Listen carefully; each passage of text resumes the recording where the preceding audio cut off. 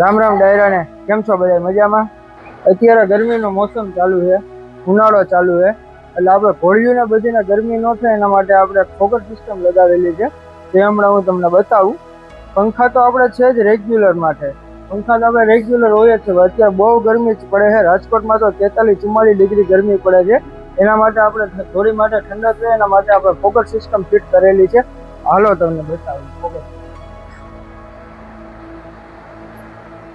આ ફુવારા હોય આવી રીતે, એમાંથી આપણે જો પ્રેશરથી પાણી આવશે. 1 મિનિટ ચાલુ રહે, 1 મિનિટ બંધ રહે, એ રીતે આપણે સિસ્ટમ ગોઠવેલી છે. ઘોડી માથે હોય પંખા ચાલુ રહે એના માટે ઠંડક રહે ઘોડી માથે.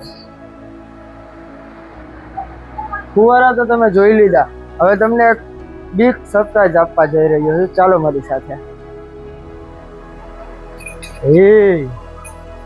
આ કાલે આપણે આપણા ફાર્મ હાઉસ ઉપર સોન કપિલા ગાય લીધી છે. અત્યારે આજ સવારે એને બચ્ચું આવેલું છે, વાછડો આવ્યો છે. વાછડો હમણાં હું તમને બતાવું. આજે મેં તમને ગાય બતાવી સોન કપિલા, એને આજ સવારે વહેલી સવારે વાછડો આવેલો છે.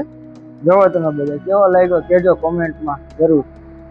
આજ તો આપણા નકશુભાઈ આવી ગયા કે મારે વાછડો રમાડવો હોય. નકશુ હાય કરી દે ભાઈ.